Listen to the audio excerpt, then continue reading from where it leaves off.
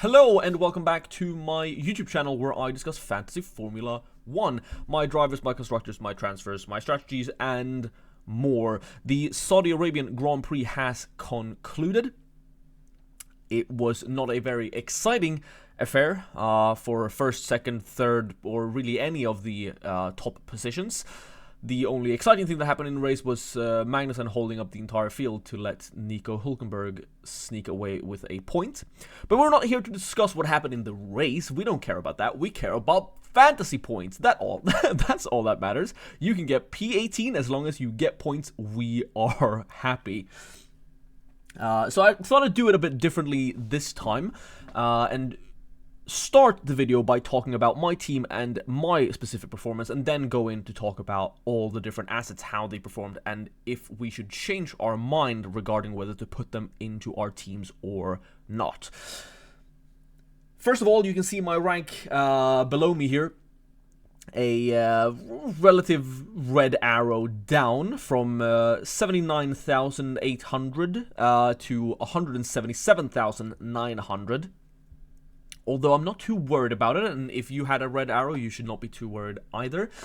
It is early doors, so all the teams are very, very close to each other in points, which means that a decent week will lend you to a massive green arrow, and a underwhelming week, should we call it, can lead to quite a big red arrow in the beginning.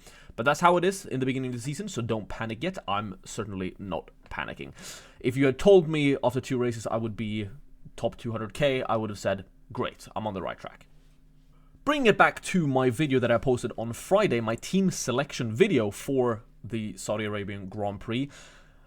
Everything I talked about there, or not everything, but a lot of those things were kind of null and void, seeing as what happened later in the afternoon with Carlos Sainz being out with appendicitis for Ollie Bearman.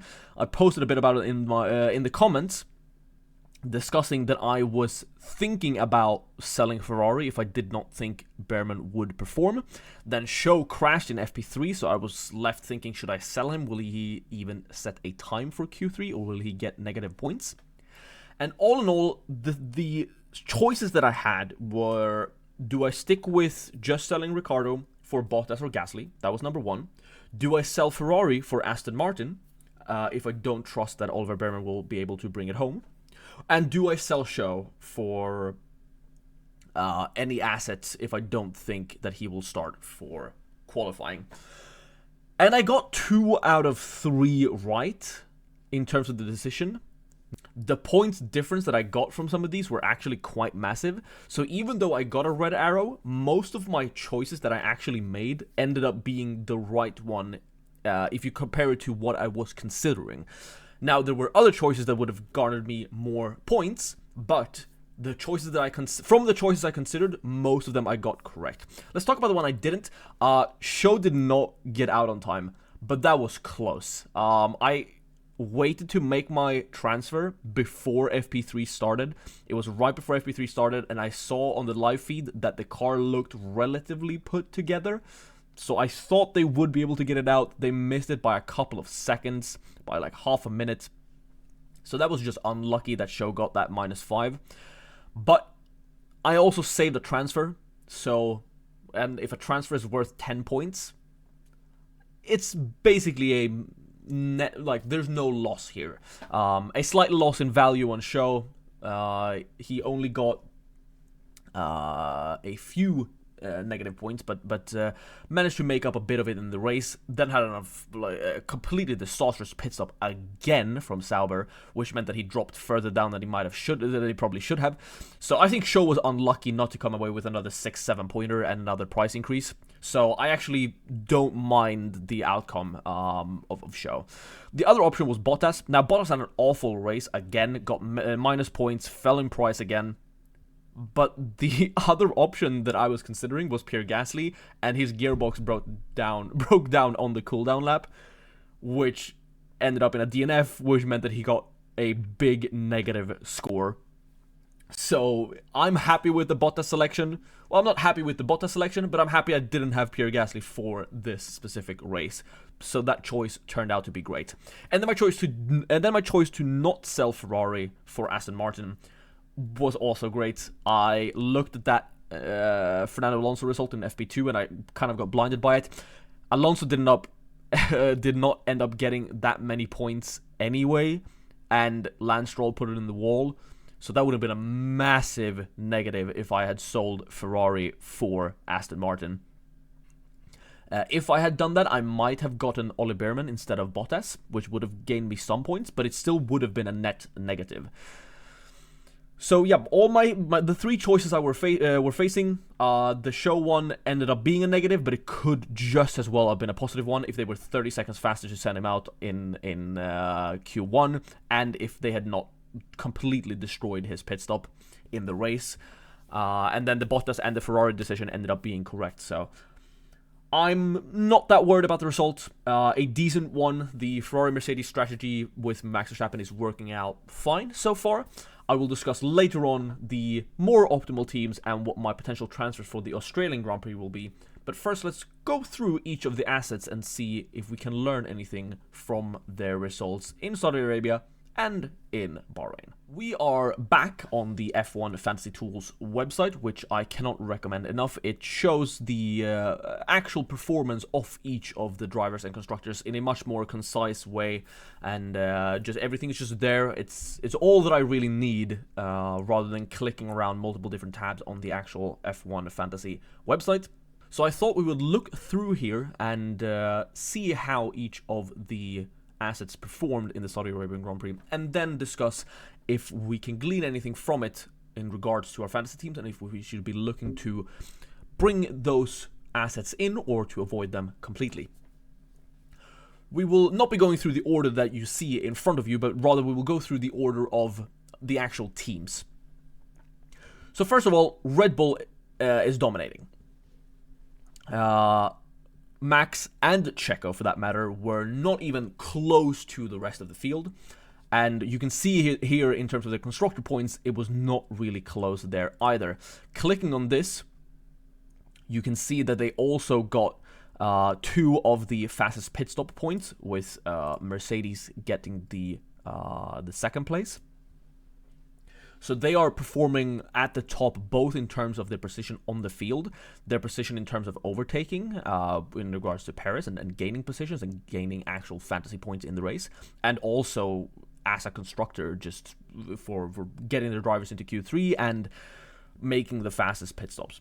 That Red Bull constructor asset looks very, very tasty and very hard, more and more difficult to avoid and be without the further into the season we are getting, and it is looking like it's going to be a Max Verstappen sweep all the way through this season, with every race. Ferrari also look really good, closer to McLaren and Mercedes in terms of their constructor points, but that is also because Ferrari did not have 2 drivers in Q3, so you have to remember that. That does not include Oliver Bearman's driver of the day points. And they did not get any fastest pit stop points this week, which they did get in Bahrain. So they are definitely way closer to Red Bull than they are to McLaren and Mercedes. And considering they are the same price and even cheaper than those 2 assets, comparing those 3, Ferrari is the clear and obvious choice. As for the drivers, I mean, Verstappen did not get that many points this time because he didn't get the fastest lap. But Leclerc also looks to be an insane option. Perez getting 31 points again just looks super solid. If he's going to continue getting P2 every race, he also looks hard to ignore. And they were closer to Verstappen this time because Verstappen did not get the fastest lap. So if it's going to continue to be like that, maybe Max Verstappen isn't essential. Moving on to McLaren and Mercedes, they look like decent options, but they also look like avoids when you compare them to the likes of Ferrari. Mercedes did get the fastest pit stop, or not the fastest, but the second fastest pit stop rather. But they're just in that middle range in the points, where Ferrari are getting more points than them, and for the same price, I would not select them. Unless it looks like they are specifically going to dominate that track. But even then, Aston looked great in FP2. and they were nowhere. Speaking of Aston Martin, they have what I would refer to as a Lance Stroll problem. I discussed this in a few of my videos so far, that Aston look like decent options. Lance Stroll looked to be the top of that cheap driver category range, and he did decently in Bahrain. But Lance Stroll can always put it in the wall, and he did just that at Jeddah. Maybe if it's an easy track that where he won't do that, he could be an option. But he's bringing down the constructor, and he's bringing down himself as an option quite remarkably. And I would even go so far as to say that Alonso is a complete avoid. Alonso does not look like he is able to compete with them, which means that he's just a strictly worse option than all of the other premium drivers. And considering his price, you can just barely fit him alongside another premium driver, and even then it's not really worth it. So most of the time you're just going to have money enough to go for one of the more expensive assets, which means just go for Leclerc or Perez, or even Piastri, Russell, Norris, and or Hamilton.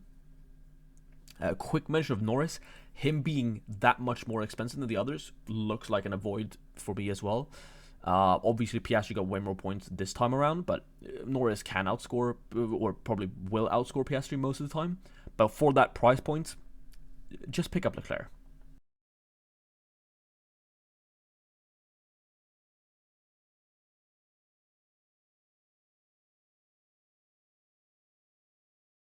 Moving on to the bottom of the pack then, and I must say Racing Bull look awful.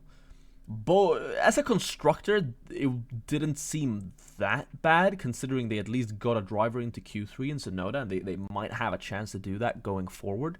I wouldn't put it past Tsunoda beating Lance Stroll in most of the time, and if Sainz is in that car over Ole Behrman, or if Ole Behrman had more practice sessions, perhaps it would have been Lance Stroll going out in Q2 and Tsunoda getting P10 and still getting those points for VCarb.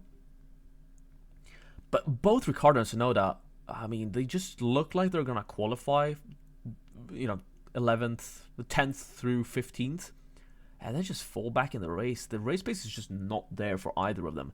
They really look like they are just competing with the Haas and the Williams.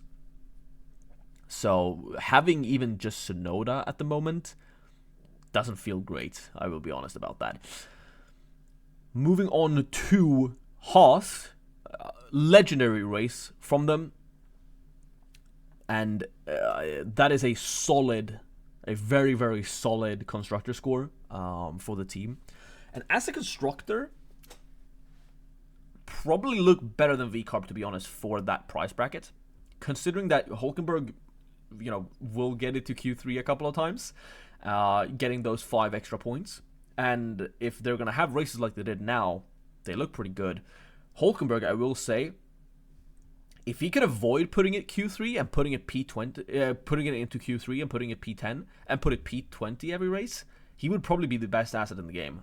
He looks great in the race. It's just that when he starts that far up, he is prone to fall back 2 or 3 positions, and he's not going to gain any positions, and he's not going to do that many overtakes. But when he starts P15, I mean, he had a great result this week with the 9-pointer for his price, and getting an actual point for the team as well. Magnussen as well, considering he got 2 10-second penalties, coming up with 7 points, it's impressive. It's really impressive, and I am jealous of those of you that had the Haas assets for this race. As for Alpine, it's a bit of a weird mix here, and it's kind of similar for Sauber, so I'll discuss the two of them at the same time. Both of their constructors look like complete avoids. And the reason for this is not just that they scored negative points this race. I mean, Alpine got 12 points last time. But they look to be by far the slowest over 1 lap.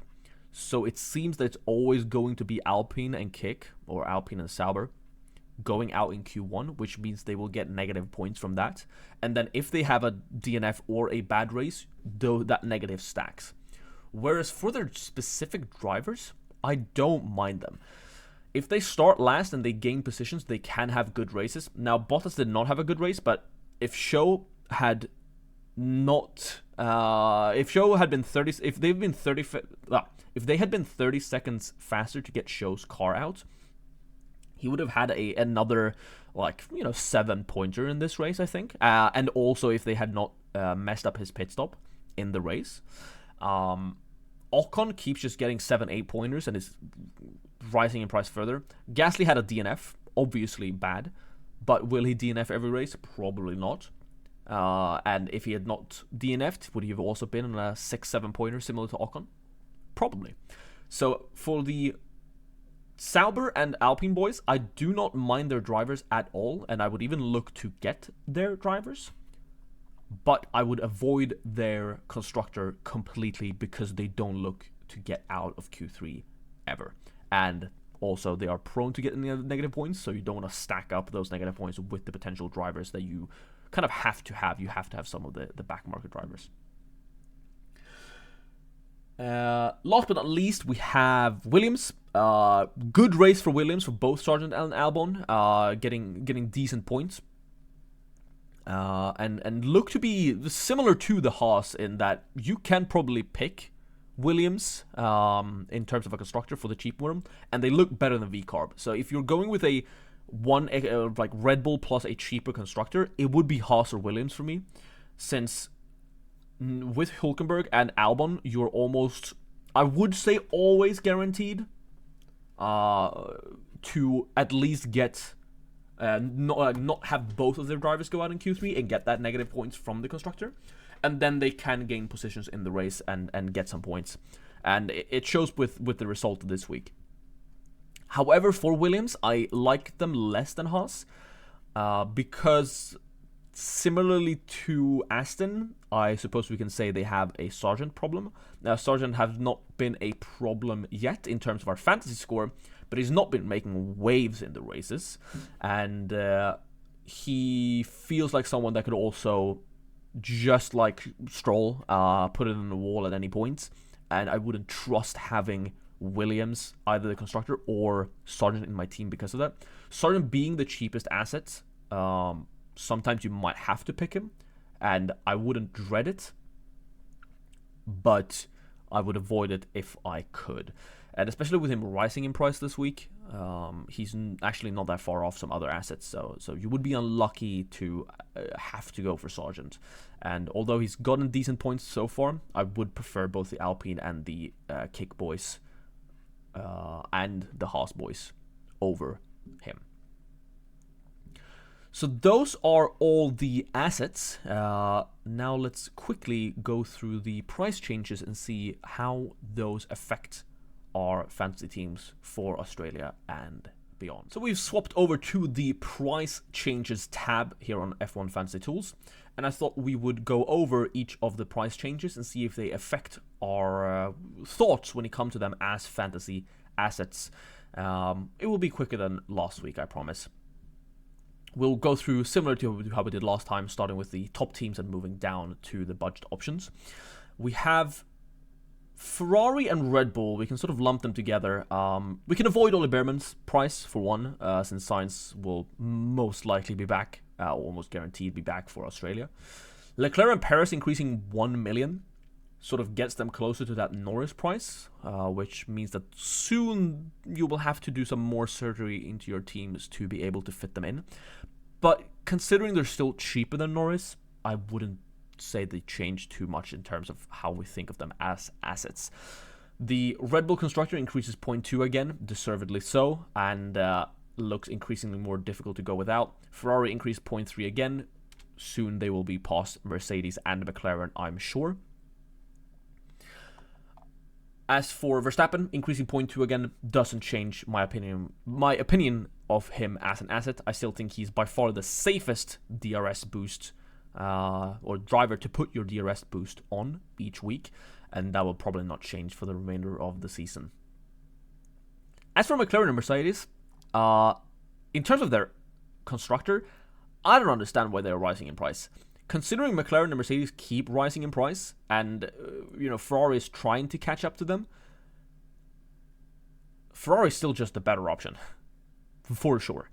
McLaren increasing further and as much as Ferrari, I honestly don't get it. Maybe it's because they're lesser owned than Ferrari, but I think it's incorrect. I think they should be staying the same price or even decreasing. As for their assets, I understand why Piastri increased this time because he got a decent haul, but Norris and Hamilton increasing 0.1 again is just odd.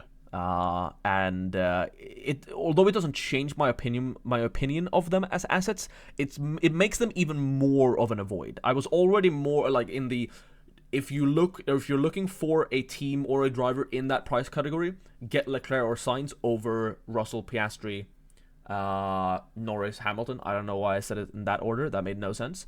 But get the Ferrari assets over the McLaren and Mercedes assets. Since they are increasing in price alongside the Ferrari assets, it makes them more of an avoid. If Norris were to drop $1 million, that would change my opinion of him. This just increases my stance that they are avoids for now. After that, we have Aston, slightly decreasing in price. That's mostly due to Stroll's accident. Stroll decreasing 0.2, makes sense. He got a pretty big negative. Alonso increasing 0.3. Makes him even more of an avoid, in the same category as Norris in terms of an asset, really. Although on the other side of that premium category. Is Aston a complete avoid? Is Aston Martin a complete avoid? I briefly discussed the pairing of Max Verstappen, Red Bull Racing, and Aston Martin in my team selection video, and I do not hate that. And Aston Martin decreasing in price is fine, but I am scared of having Lance Stroll bring that point score down. And right now, Ferrari looks so strong that it feels wrong to go without them. And had I gone for the Ferrari to Aston change or switch, I would have had a much larger red arrow this week. Down to the budget assets. And I already briefly discussed, and my stance here is very similar to the price rises that we see. Haas and Williams are increasing. If you're looking for a budget option for your constructor, my tier ranking right now would be Haas, Williams, RB, Sauber, Alpine, or Alpine, Sauber. Alpine, Sauber are very even. But since Alpine and Sauber look so slow over one lap, they are my avoids in terms of the cheap assets.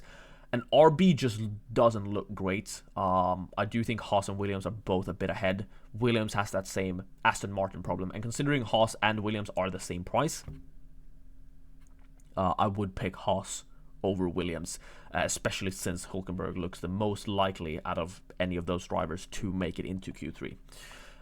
For their assets, they are all increased 0.5. Makes sense considering the races they had. Makes them a bit more difficult to slot in, but all of those budget drivers are still in this sort of same price category. But considering that the RB assets are decreasing, I would have liked to jump onto these price increases rather than to lose value with the RB boys. But they are more, getting closer to each other rather than how it is at the top, where the good assets in Ferrari and Red Bull are increasing, but the bad assets in Aston Martin, Mercedes, and Ferrari are rising with them. Here, it's more like the worst options in the RB are getting closer in line to those other options. So that's all for the price rises. Let's move on to what teams actually performed well, not in terms of on the grid, but what fantasy teams performed well and which structure am I looking to move towards for the Australian Grand Prix. So we are back on the Optimal Teams site on f1fantasytools.com, just like we were last week, and just like last week, we see a similar pattern. It is the Red Bull Ferrari constructor double up with one premium driver that scored the most points, that's not Max Verstappen, that you correctly placed your DRS boost on. This week, Leclerc even outscored Verstappen by a point, thanks to that last lap, fastest lap. So, what I discussed last week, I feel like I was both correct and incorrect at the same time. I was correct in that Max Verstappen-less teams, such as this, will always outperform Max Verstappen teams.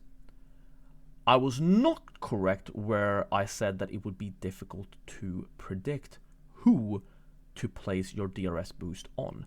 And maybe Max Verstappen is not essential after all. Now, why do I say that?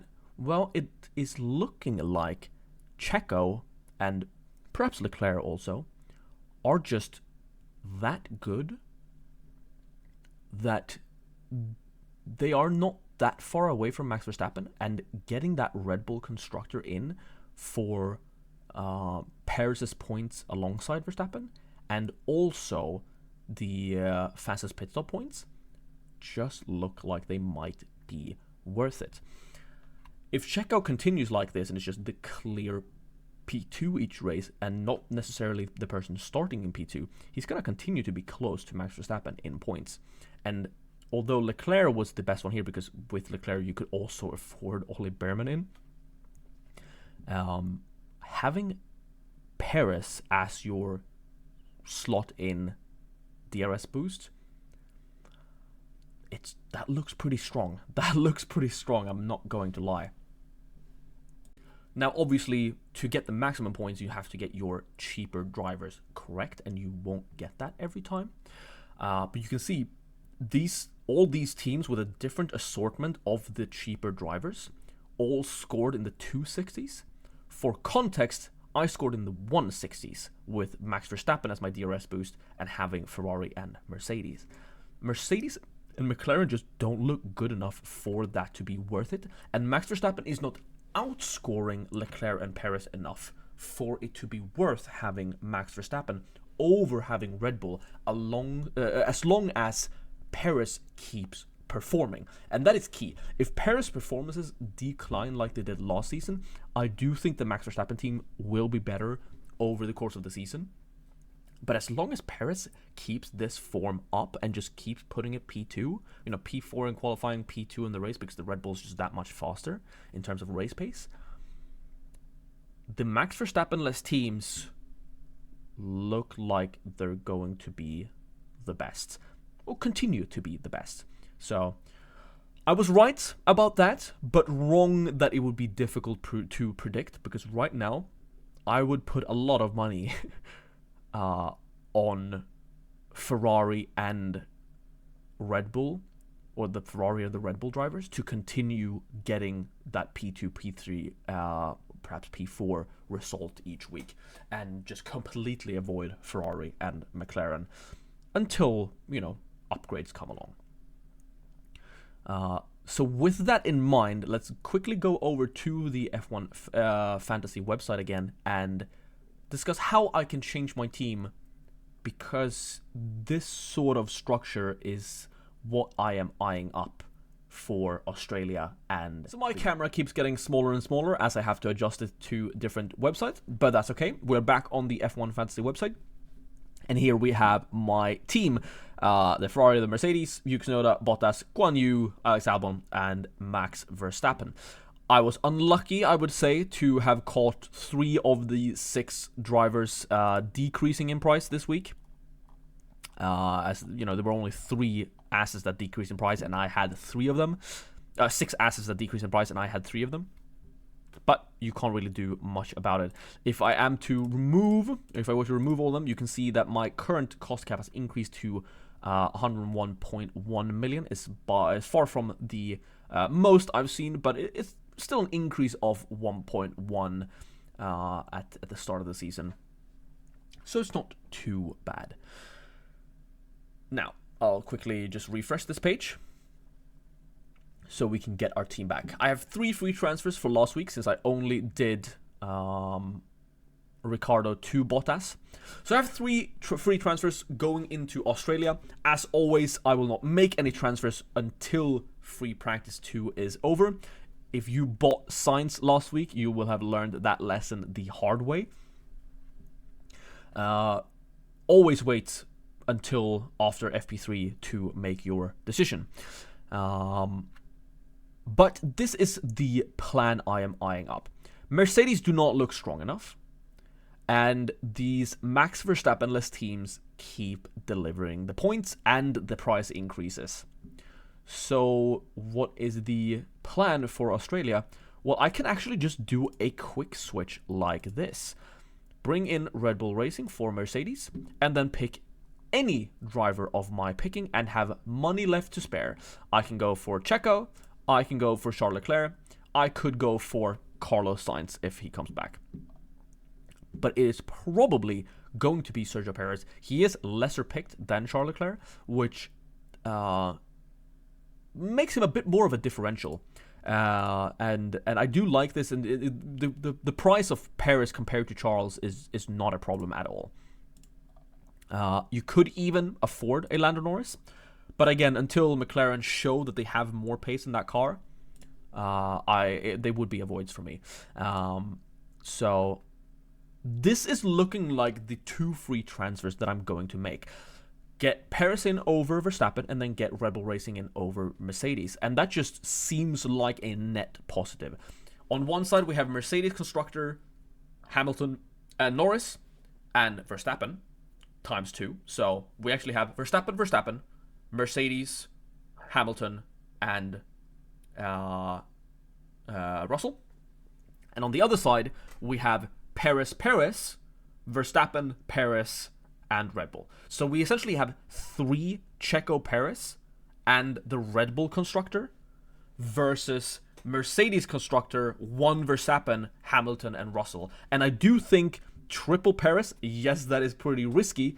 But if Perez keeps putting a P2, that's a massive point swing over the Mercedes boys. And I mean, you saw the optimal teams, they got over like 100 more points than I got last week. So making that transfer or this transfer, either or, but probably this transfer, looks to be the obvious switch for me. And that leaves me with another free transfer. And I could either choose to just carry that over so that I have 3 transfers the week after, or I could make a switch amongst one of my cheap drivers. And which one would that be? Well, it would probably be Yuki Tsunoda. He has decreased twice in price already, but maybe he's due a price rise. So I don't know if I want to sell Yuki Tsunoda. But one driver that I do want to get in now is actually Pierre Gasly. I know I talked about getting him last week, not getting him, and then he got a massive negative score. But will he really crash 2 races in a row, DNF 2 races in a row? Maybe, maybe not. You can hope that he wouldn't. And considering that he is so much cheaper than Ocon now, where I feel like they provide the same result, I am eyeing up Pierre Gasly to get in. I don't think Albon is going anywhere. Albon looks pretty good. So it would be for either Yuki, Bottas, or Show. The pick percentage for Yuki compared to Pierre is exactly the same. So in terms of between them two, Yuki is probably going to put it P11 and then go down and get a 1-pointer. Pierre Gasly is probably going to put it P19, P17, something like that, and then maybe go up. So I do feel like Pierre is just a strictly better option than Yuki at the moment. As for the Bottas and Zhou Guanyu, I don't like the double up. Sauber don't look great, and I don't know what they're doing with their pit stops in the races. But comparing them to Pierre Gasly, they feel kind of similar. If they don't completely mess up their pit stops, then they look to, have the same potential in terms of points as a Pierre Gasly have. So they feel kind of even in terms of an asset. But since they're cheaper, I prefer them. So I do actually prefer Bottas and Zhou over Pierre Gasly and Ocon right now. As for Ocon, he's a complete avoid for me. He's just too expensive. He's more expensive than Ricciardo now, and he's going to get a penalty and get a negative points at any second. The Haas boys also look pretty good. Do they look better than the Kick boys? I mean, yeah, in terms of the points scored, but I mean, Nico Hülkenberg only got 6 points, even though he ended in 10th and got an actual point. And he's gonna put it high in qualifying most of the time, where he doesn't have an issue in Q2. So Nico Hülkenberg is still an avoid for me going forward. It's not someone I would be looking to bring in. Magnussen, perhaps. Magnussen is more likely to go out in Q3 and then climb. That Haas does seem to have decent race pace. I'm surprised I'm even saying this. Logan Sargent is an avoid. I'm just gonna have Albon instead of Logan. And the only reason I would bring in Logan is if I was short on cash and had to bring him in to fit in some of the higher price assets.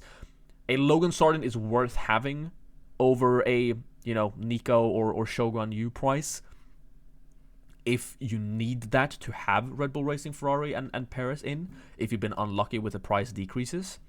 But considering he's just 1 million cheaper than Bottas feels like a better option, even though Bottas has looked very underwhelming so far this season. So I don't know which one of these I would sell. I would probably keep Show. Show was very unlucky this race and the qualifying to come away with negative points and a negative value. So Show is a keep for me. If I were to use my third transfer now, it would be either Yuki or Valtteri for Pierre Gasly. That's looking like the best option. But you could also just keep, if you're on the same team as me, you could also just keep that one transfer and carry it over onto China as the fourth race, right? I can't even remember the calendar as I'm sitting here. But for the fourth race, you could look to have an extra transfer and only do the Verstappen and Mercedes switch. So yeah, those are my transfer plans. It looks pretty dead set right now. I would have to see something completely different in free practice in 2 weeks' time to reconsider this. Perez just looks decent, man, and Max Verstappen looks dominant in the car, but not dominant in the fantasy points, considering he's very unlikely to ever get driver of the day, as long as he continues to put it on pole and just win the race by 15 seconds. So yeah, that is it for this video. I'm sure it was quite a long one, and I apologize for that, but there is a lot of things to discuss, and I feel very set up now for the rest of the season. I have way more information than I did at the start. I have a decent launching off point. Hopefully I can get a bit luckier with the price increases going forward so that I eventually can fit the dream team of Verstappen and Ferrari. But that is for the future. For the immediate future, Perez looks to be the driver I will be relying on for my DRS boost. So yeah, thank you so much for watching. If you have any questions or any teams that you think I did not discuss, you can comment down below. I will be posting some sort of miscellaneous video, perhaps a chip video in the break leading up to the Australian Grand Prix. And then after Free Practice 2, before Free Practice 3, you can expect my team selection video with my final decisions, discussing if the Free Practice of Australia changes anything for my fantasy decisions. But yeah, thank you so much for watching. If you enjoyed it, leave a like or subscribe. I will be continue doing this for the entire season, looking to get a top 10k finish. So yeah, see you later.